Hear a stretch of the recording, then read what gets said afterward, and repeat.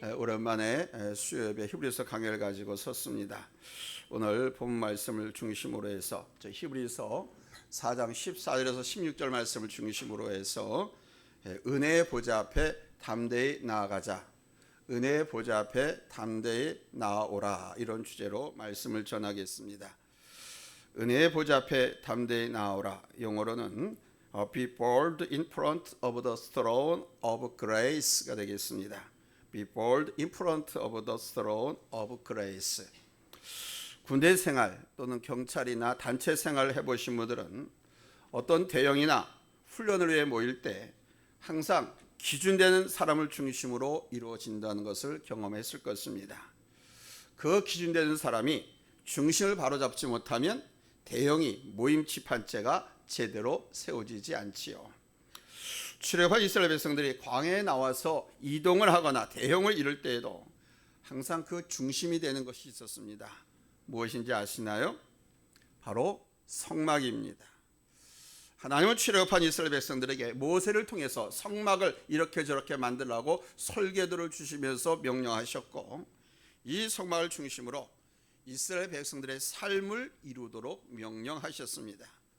민수기 2장 2절 확인합니다. 이스라엘 자손은 각각 자기의 진영의 군기와 자기의 조상의 가문의 기호 곁에 진을 치되 회박을 향하여 사방으로 쳐라 그랬습니다. 그러니까 성막을 중심으로 해서 동서남북 사방으로 진을 쳤습니다. 또한 이동할 때도 이 법궤를 앞세운 성막이 맨 앞장을 서 그 뒤를 따라서 이스라엘 백성들이 이동을 했지요. 그리고 이 성막은 크게 세 부분으로 나누어지는데 성막 뜰과 그 다음에 성소, 그 다음에 지성소, 이렇게 나눠졌습니다. 그리고 이 성막의 핵심은 바로 지성소에 있습니다. 지성소가 뭡니까? 지성소는 말 그대로 한자풀이하면 지극히 거룩한 장소라는 겁니다.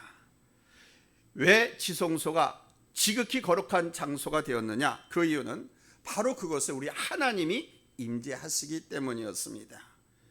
그것이 지극히 거룩하고 영광스러운 이유는 화려하거나 럭셔리한 고급스러운 것이 아니었습니다. 오직 하나님이 그곳에 임재한다는 이유 하나였습니다.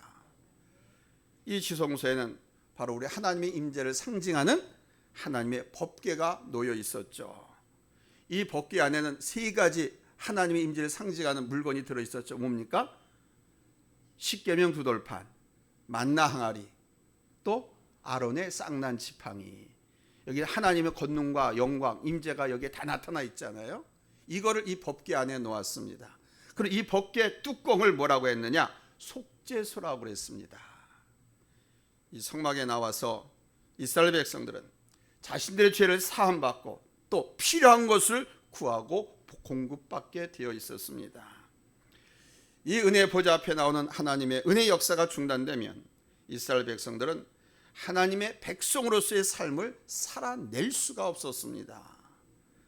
하나님의 말씀과 은혜 없이는 적들과의 전쟁에서도 이길 수가 없었습니다.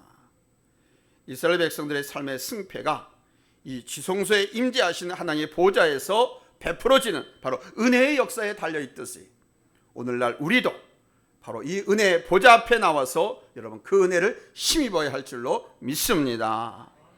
오늘 히브리서 기자는 바로 이 이야기를 하고 있는 거예요.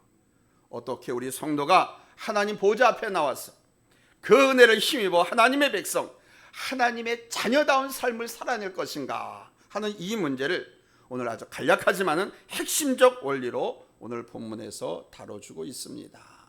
그게 첫 번째로 우리에게는 예수 그리스도라고 하는 큰 대제사장이 계신다는 사실입니다. 대제사장은 구약의 제도입니다. 구약의 인물입니다. 이 구약 시대의 이 지성소에는 아무나 들어갈 수가 없었어요. 이 지성소는 1년에 단 한 차례 대속죄일에만 들어갈 수 있었습니다. 누가? 대제사장만. 다른 제사장 들어갈 수 있는 게 아니에요. 그리고 그것도 아주 몸과 마음을 정결하게 하고 그래야만 들어갈 수 있었습니다. 잘못해가지고 불결하거나 죄를 지었는데 회개하지 않고 이 지성소에 들어갔다간 하나님께서 그 자리에서 죽였습니다. 그러니까 이스라엘 백성들은 대제사장의 중보를 통해서만 은혜의 보좌 앞에 나와서 자신의 문제를 하나님께 아뢰고 또 이 대제사장을 통해서 하나님의 응답을 받을 수 있었던 것이죠.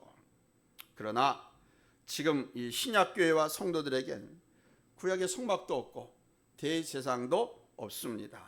자, 그러면 오늘날 우리 성도들은 어떻게 하나님의 은혜의 보좌 앞에 나아가고 하나님의 그 은혜를 입을 수가 있을까요? 바로 여기에 우리 예수 그리스도의 대속의 비밀이 담겨 있는 것입니다. 우리 예수께서 이 땅에 오셔서 십자가에서 죽으실 때 예루살렘 성전에서 아주 놀라운 사건이 일어났죠. 기억하십니까? 예수님이 십자가 달려 돌아가실 때 예루살렘 성전 안에 있는 성소와 지성소를 가로막고 있는 큰 휘장이 있었어요. 근데 예수님이 십자가 달려 돌아갈 때 바로 이 큰 휘장이 오른쪽 벽에서부터 아래쪽으로 대각선으로 그냥 쫙 찢어진 거예요. 그러면서 지성소와 성소에 가로막힌 이 휘장 때문에 막혔었는데 이것이 다 드러난 거죠. 마태복음 27장 50절에 이렇게 나와 있습니다. 예수께서 다시 크게 소리 지르시고 영원히 떠나시니라. 이에 성소 휘장이 위로부터 아래까지 찢어져 둘이 되고 땅이 진동하며 바위가 터지고 이렇게 당시의 사건을 묘사해 놨습니다. 예수님이 십자가 달려 돌아가실 때 예수님은 갈보리 언덕에서 돌아가셨는데 예루살렘 성전 안에서 이런 일이 발생했다는 겁니다. 바로 이 사건을 통해서 지성소에 감추어 있던 그 거룩한 우리 하나님의 은혜의 보좌가 인류에게 드러난 것입니다. 이 사건은 바로 우리 예수님의 대속을 통해 은혜의 보좌가 모든 사람들에게 활짝 열려진 것입니다. 이제 더 이상 구약의 대제사장은 필요가 없다는 것이죠. 왜냐? 그 지성소 안에 대제사장만 들어갈 수 있었는데 못 들어가는 그 가로막 휘장이 갈라졌으니까 누구든지 들어올 수 있게끔 했다는 거죠. 근데 그 찢어진 휘장이 누굴 가리키냐? 예수님을 가리키는 거예요. 그래서 예수님의 대속의 죽음을 힘입어서 누구나 자유롭게 하나님이 임재하시는 그 거룩한 은혜의 보좌 앞에 나갈 길이 열렸다는 그런 뜻입니다. 얼마나 놀라운 은혜입니까? 만일 오늘까지도 구약의 제도가 유효하다면 우리는 우리의 죄나 기도의 제목을 가지고 대제사장을 찾아가서 그에게 아뢰어야 됩니다. 오늘날 카톨릭에서 이 구약 이 제도에 얽매가지고 고해성사를 신부하게 하잖아요.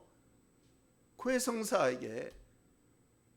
그러니까 그 잘못된 거죠. 우리가 직접 하나님 앞에 예수의 이름으로 하나님 앞에 나아가서 기도하는 되는 건데 지금도 카톨릭에서는 이 짓을 하고 있어요.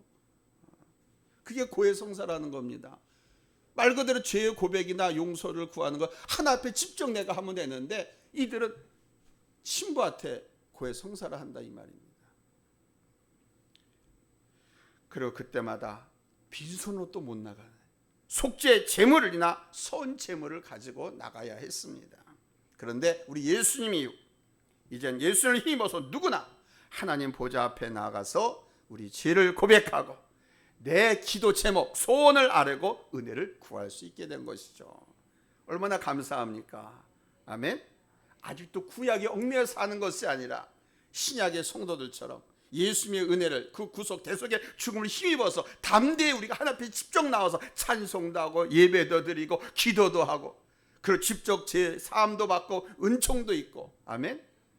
할렐루야. 바로 우리 예수님께서 하나님 보좌 우편에 영원히 살아계신 대제사장으로 서 계시기 때문입니다. 또 우리 예수님이 구약 제도의 대제사장이시라는 거죠. 지금 우리의 대제사장으로 하나님 보좌 우편에서 우리를 위하여 중보 기도하고 계시고 중보하고 계시고 은혜로 보살피고 계신다는 의미인 거예요.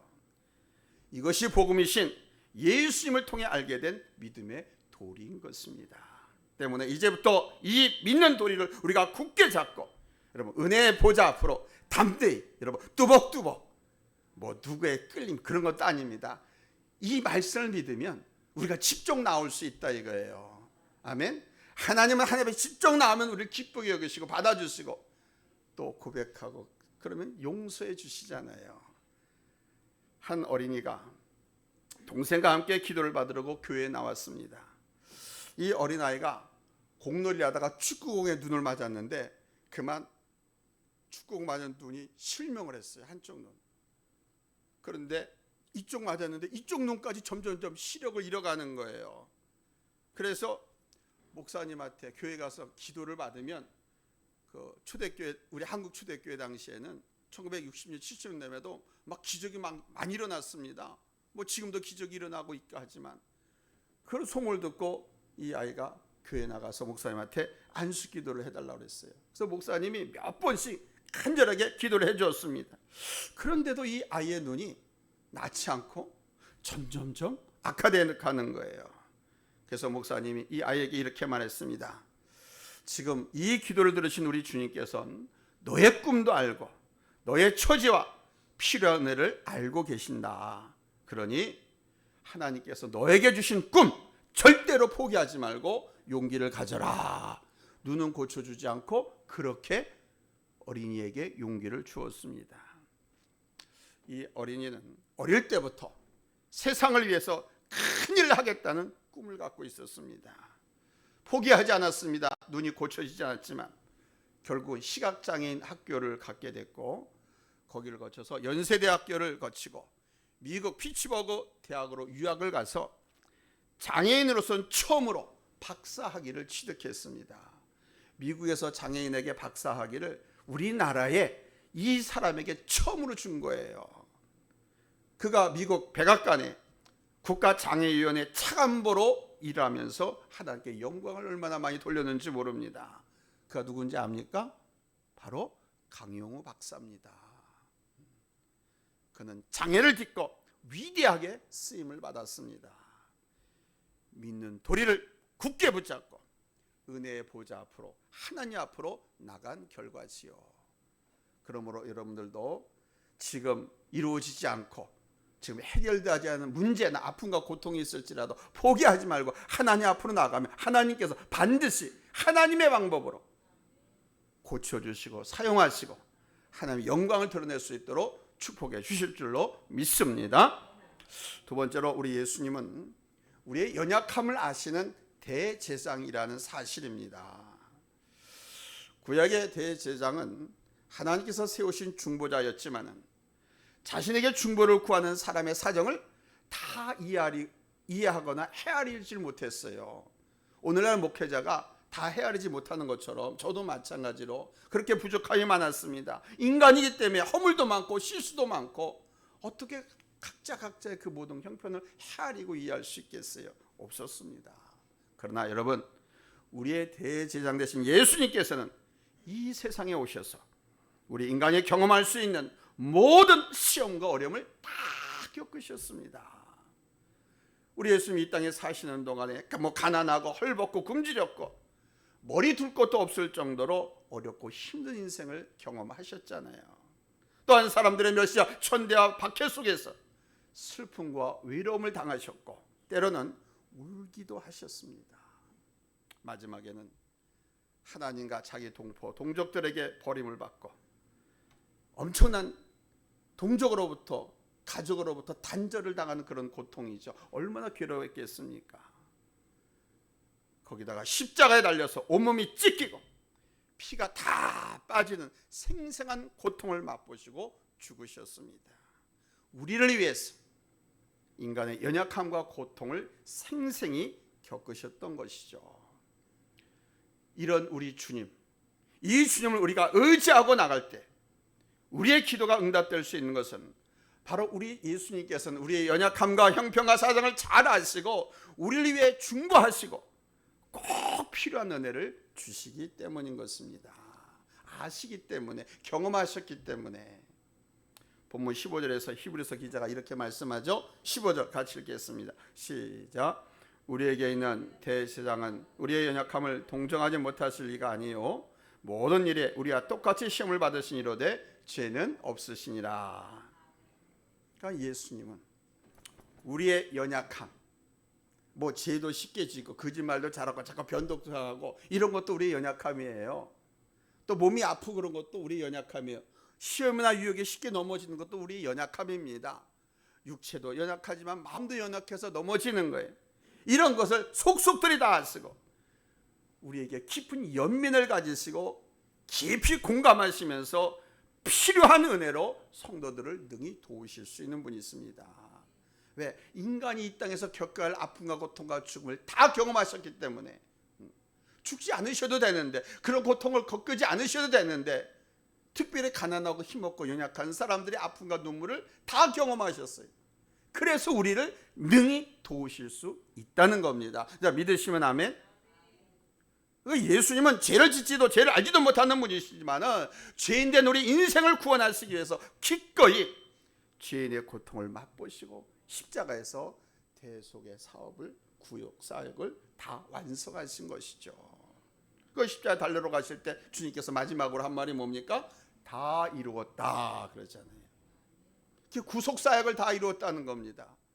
아멘. 이러한 예수님의 희생적인 사랑이 바로 죄 가운데 빠져서 고통하고 신음하는 모든 사람들에게 참된 생명과 참 소망을 갖게 해준 것이죠. 제2차 세계대전 당시 폴란드에 로멘 털스키라고 하는 공군 조종사가 있었습니다. 그가 프랑스에 유학 와서 비행학교를 졸업할 무렵에 전쟁이 일어났습니다. 제2차 전쟁이. 누가 일으킨 겁니까? 독일의 히틀러가 세계 제2차 전쟁을 일으켰죠.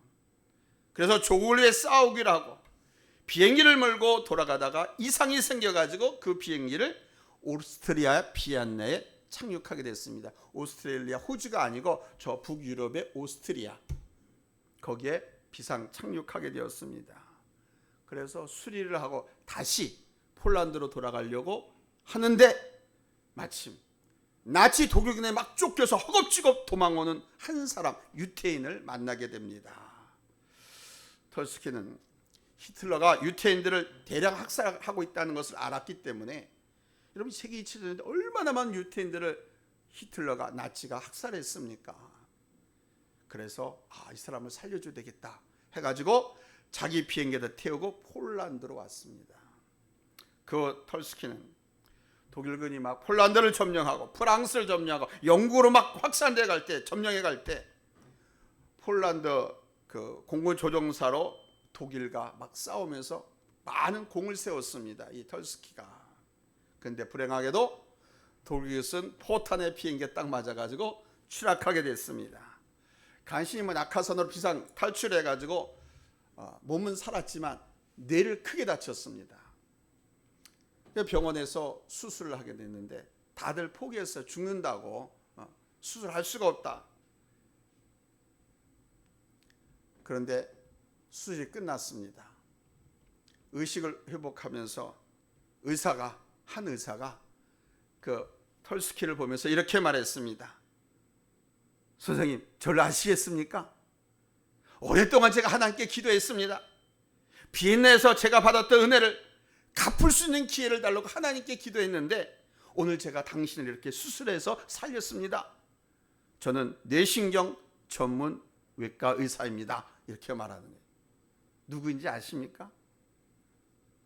자세히 봤더니 그가 비엔나에서 독일군에게 쫓겼던 그 살려줬던 유태인 있잖아요. 그 유태인 의사였던 겁니다. 그 사람이 의사인 줄 몰랐어요.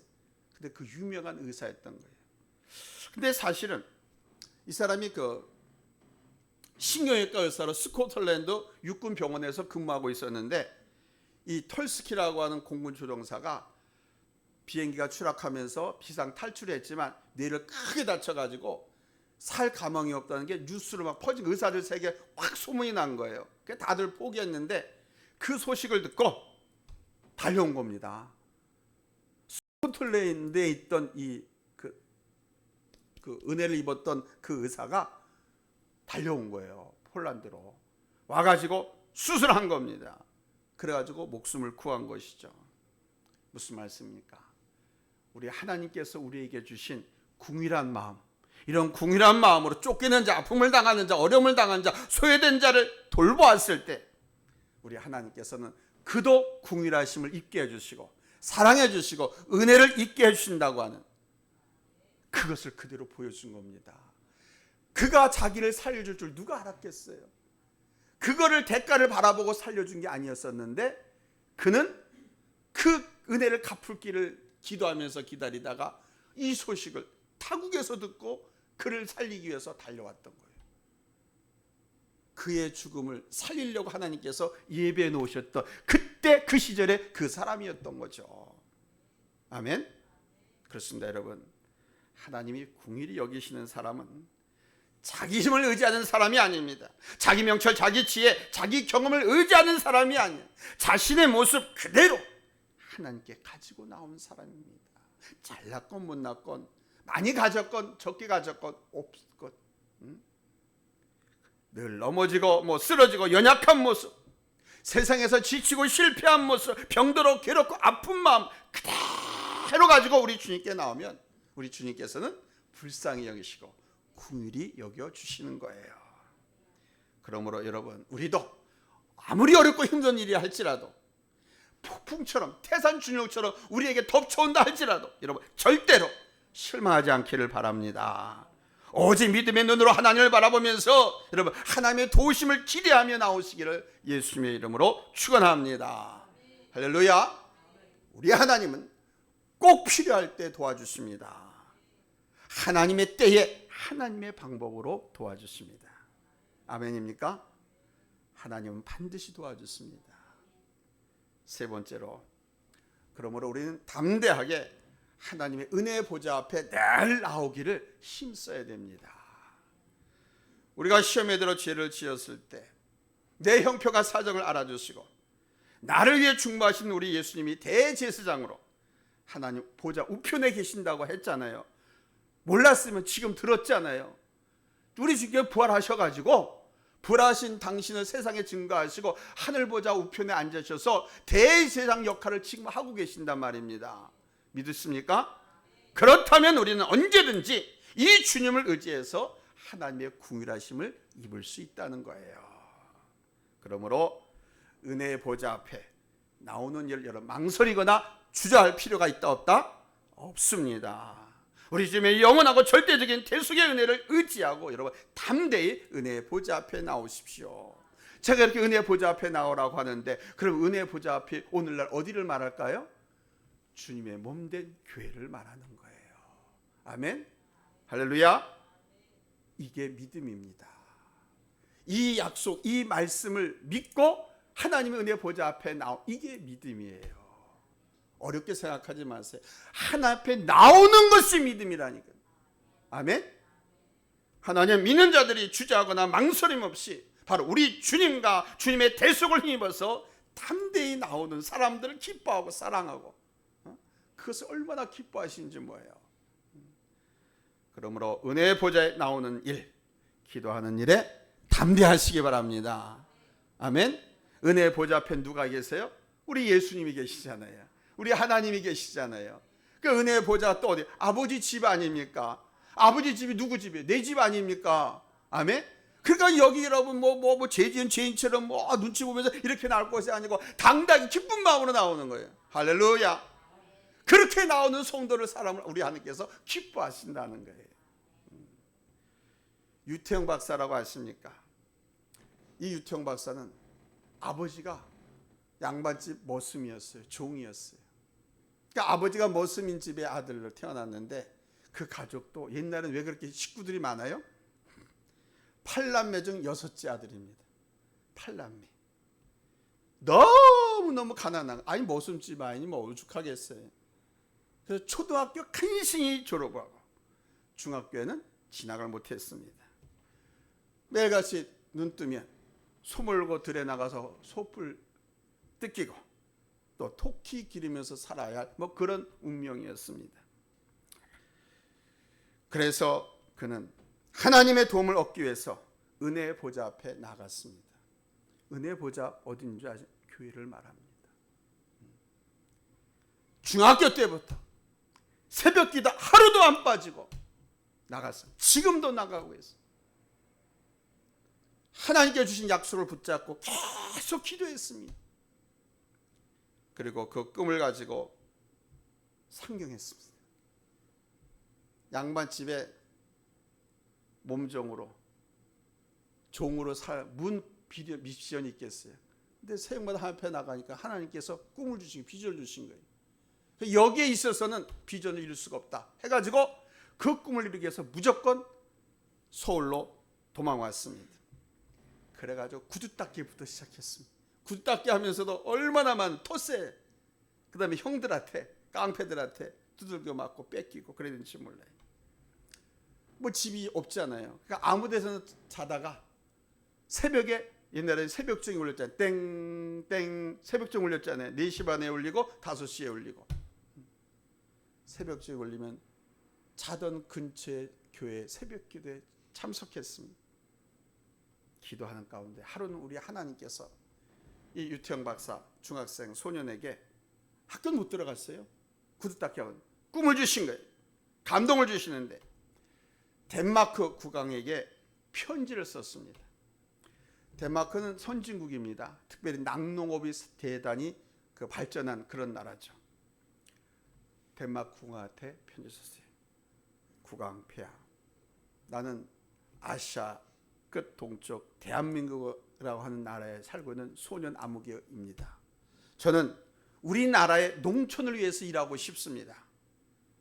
그러니 농업이 잘 발달되어 있는 덴마크에서 좀 공부할 수 있도록 저를 좀 도와주세요 라고 과감하게 편지를 썼어요.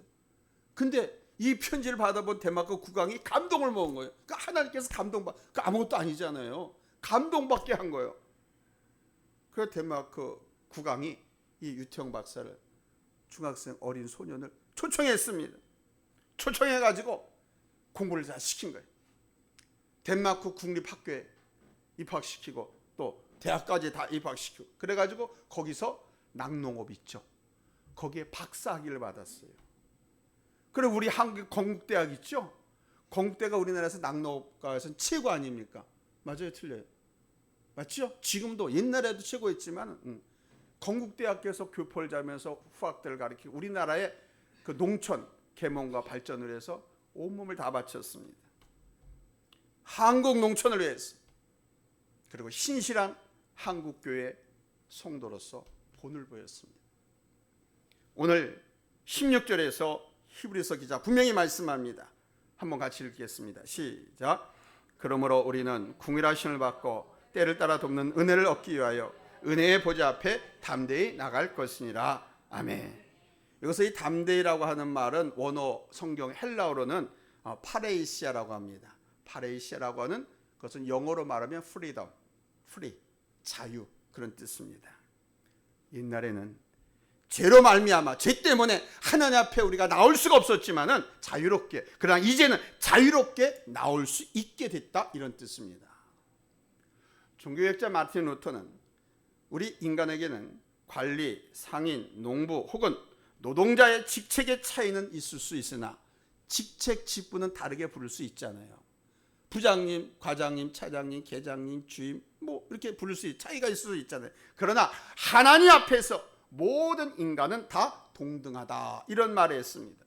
그러면서 그가 주장한 것이 바로 만인 제사장설입니다.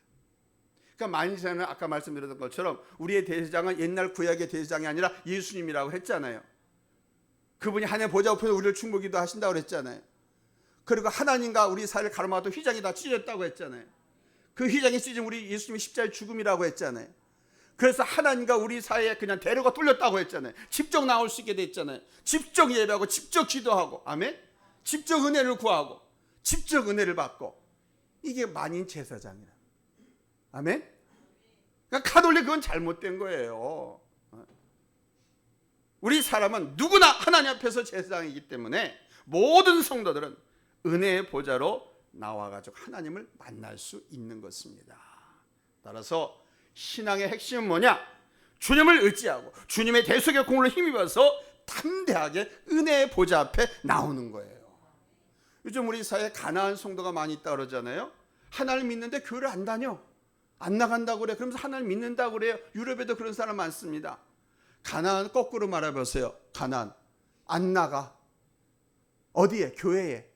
교회에 안 나가는 사람이 가난한 성도인 거예요. 즉 그 사람은 하나님의 은혜의 보좌 앞에 기다리고 계신 아버지 집에 안 나온 사람은 성도가 아닌 거예요. 근데 본인은 성도라고 말하지. 여러분 가나안 성도 아니시길 바랍니다. 가나안 성도는 어떤 사람이라고요? 교회 안 나가는 사람. 안 나가를 거꾸로 하면 가나안인 거예요. 근데 이 바보들이 그걸 몰라. 그러면서 자기들이 정말 진정한 그리스도인이라고 착각들 하고 있어요. 오히려 오늘날 교회 나가서 예배드리고 기도하고 봉사하고 섬기는 사람들을 미쳤다 그러고 바보 등신이라고 말하고 있어요. 자기가 지옥으로 향하고 있다는 것을 모르고. 그리고 이 담대함은 일생 동안 지속되어야 하는 것입니다. 왜냐하면 우리 일생의 매 순간순간 하나님의 은혜 없이는 넘어질 수밖에 없잖아요. 어려서 연약할 때만 은혜가 필요한 것이 아닙니다. 청년에 강할 때에도 유혹을 떨쳐버리기 위해서는 하나님의 은혜가 필요합니다. 뭐 결혼을 하고 가정을 이루면 다 될 것 같지요? 많은 청년들이 착각합니다. 장가 들고 시집 가고 나서부터 교회를 떠난 사람들이 꽤 많아요. 사실은 결혼하면 하나님의 은혜가 더 큰 은혜가 필요합니다. 부부가 되고 가정 시작하면서부터 거기 전쟁터가 시작되는 거거든. 서로 다른 인격이 만나서 한 몸을 이루고 한 가정을 이루어가려고 하는데 얼마나 다툼이 많아. 다름이 많아요. 그렇죠? 그러니까 하나님의 은혜가 더 필요한 거예요. 하나님의 더 큰 은혜가 있어야 서로 양보하고 이해하고 생각과 다른 걸 좁혀가면서 가족이 돼갈 수 있는 거거든요. 근데 하나님의 은혜가 없으면 자기 주장문에 서로 싸우는, 맨날 빵빵하고 가정 붕괴만 일어나는 거예요. 그러다 깨지고 더 이상 못 찾겠다 싶으면 제 갈 길 다 가게 되는 거죠. 그럼 결혼을 하고 사회생활을 성년이 되면 하나님의 은혜가 더 큰 은혜가 필요하다. 아멘. 그래서 하나님 앞에 더 큰 은혜를 달라고 기도해야 되는 거예요. 아멘. 또 작년에 뻣뻣함과 굳어짐을 넘어서 언제나 새로운 세대와 함께 비전을 공유하고 성숙함의 그 빛을 발하려고 하면 역시 그에 걸맞는 하나님의 은혜가 필요한 겁니다. 아멘. 50대 60대 50대 60대 이 청년들 얼마나 교만합니까? 얼마나 뒤로 이렇게 젖히고 다닙니까? 얼마나 그때 라면 라떼 하지 않습니까? 이게 굳어지는 것. 근데 굳어지는 것이 발전하는 것이 아니고 죽어가는 것, 퇴보하는 거예요. 그래서 이것을 벗어나려고 하면 언제나 새로운 세대들이 어떻게 지금 반응하고 있고 무엇을 생각하고 있고 어떻게 살려고 몸부림치고 있는가, 뭐 때문에 고통 겪고 눈물 흘리고 있는가, 이것을 공감하고 이해할 수 있도록 스스로 나를 오픈시키고 다가가야 돼. 그러면 작년에 성숙함의 빛을 발하게 되죠. 젊은 사람들에게서 따돌림 당하지 않고 오히려 멘토로 알고 선생으로 알고 오히려 대화를 하려고 다가오기도 하고 자문을 구하기도 하고 그러면서 세대를, 그 시대를 성숙시켜 나갈 수 있게 되는 거예요. 그러기 위해선 하나님의 은혜가 더 큰 은혜가 필요한 거죠. 왜? 작년은 교만하게 이룰 수가 없거든요. 내가 인생을 살 만큼 다 살아봤거든. 다 안다고 그렇게 얘기하잖아요. 그러니까 그 교만함과 그 떳떳함, 그 어떤 뭐 굳건함, 이거를 깨트리려고 하면 더 큰 하나님의 은혜가 필요한 거예요. 아멘. 또 노년의 연약함, 험함을 넘어서 살아온 경험이 뭐죠? 풍부하고 그 풍성함으로서 지혜가 또 얼마나 넘칩니까? 그리고 우리 후대들을 향해서 영적인 영향력을 발휘하려고 하면 나이가 많으신 분은 이 나이가 올라갈수록 더 큰 하나님의 은혜, 갑절의 은혜가 필요한 거예요. 아멘. 그래서 저는 늘 말하잖아요. 우리에게는 은퇴가 없다고. 더 큰 은혜, 그 엄청난 경험, 노련함 많이 살아왔으니까 그거를 가지고 영적인 힘을 발휘하고 능력을 발휘해서 잘 저거 하려고 하면 더 큰 하나님의 은혜를 구해서 더 큰 하나님의 은혜를, 능력을 힘입어야 감당할 수 있게 된다는 거예요. 근데 대다수가 어떻습니까? 포기하고 그냥 이러다 그냥 가지, 하나님 앞에 그러잖아요.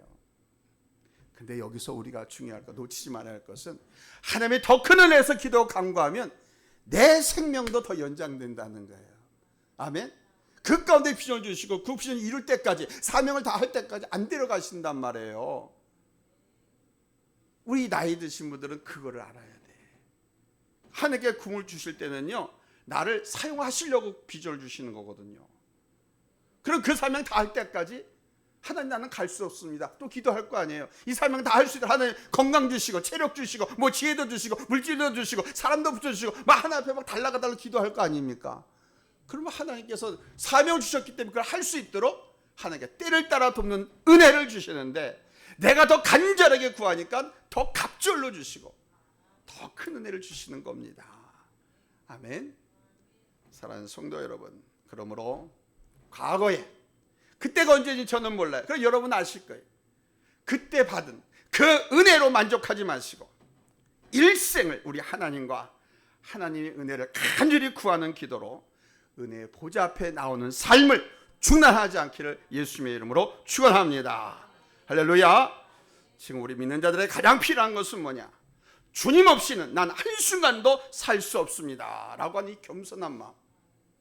하나님 없이 난 아무것도 할 수 없습니다. 그러니 하나님이 도와주셔야 됩니다. 하나님이 함께 해주셔야 됩니다. 이런 겸손한 믿음, 이 믿음을 갖고 주님을 의지하고 담대하게 은혜의 보좌 앞에 나와서 그 은혜를 구해야 될 줄로 믿습니다. 아멘. 날마다 은혜의 보좌 앞에 나와서 때를 따라 돕는 은혜를 힘입어서 여러분의 삶이 빛나고 우리 하나님 앞에 영광 돌리는 복스러운 그 열매들이 주렁주렁 맺혀지게 되기를 예수님의 이름으로 축원합니다. 할렐루야. 기도합니다.